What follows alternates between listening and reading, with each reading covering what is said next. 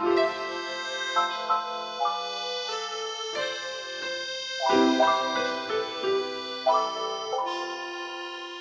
y sommes, nous voilà. Bonjour à tous les deux. Merci de nous recevoir dans ce laboratoire de Symrise. Avec plaisir. Qui est, je crois que c'est la deuxième fois qu'on se rencontre ici. Exactement. Et je suis toujours à la fois ravi parce qu'il y a de belles effluves qui s'échappent de vos labos. Tu peux nous rappeler un petit peu quel était le projet derrière ce laboratoire quand même assez exceptionnel? On l'a vu sur l'Arc de Triomphe, incroyable.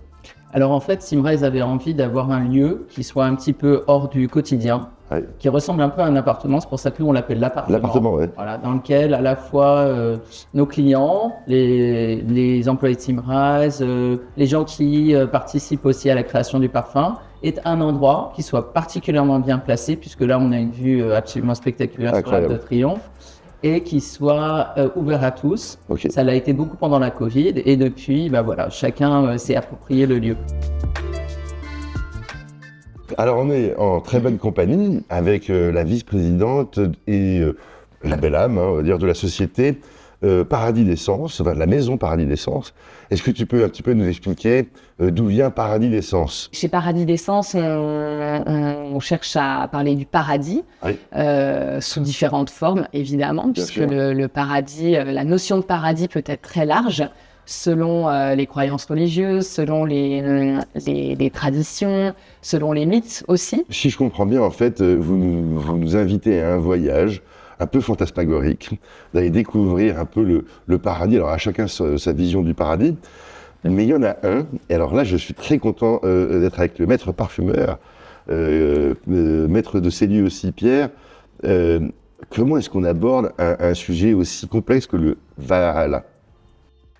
Alors oui, c'est vrai que l'inspiration scandinave ou nordique, c'est pas une des inspirations les plus courantes en parfumerie, Mais qui a plutôt un tropisme vers les pays chauds. Là, l'idée, c'était vraiment de valoriser une tradition qui était autour, en même temps, des mystères, puisque dans la tradition quand même nordique et viking, il y a quelque chose qui est lié au mystère, Oui. avec une interconnexion entre la nature et les hommes qui est très très forte. Bien sûr. Et une des inspirations principales du parfum, c'était vraiment de penser à quelle pourrait être la retranscription olfactive des aurores boréales, Oui. qui sont quand même quelque chose d'assez particulier du nord de l'Europe Oui. et qui sont une espèce de pouvoir magique sur les gens, Ok. d'admiration, de sublimation, etc. et qui pouvaient rappeler éventuellement le paradis scandinave. Un impact assez convaincant tout de suite, hein. En fait, ce qui est intéressant, c'est de pouvoir avoir cette projection qui soit à la fois très fruitée, Oui.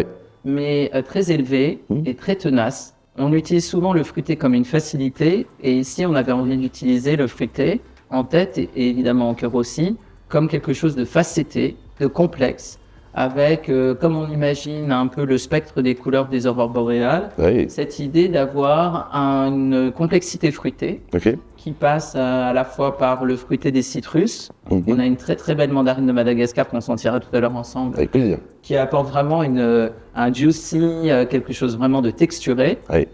On a des notes qui sont plus vertes, qui rappellent quelque chose d'un peu plus âpre, une peau de poire par exemple. Mm.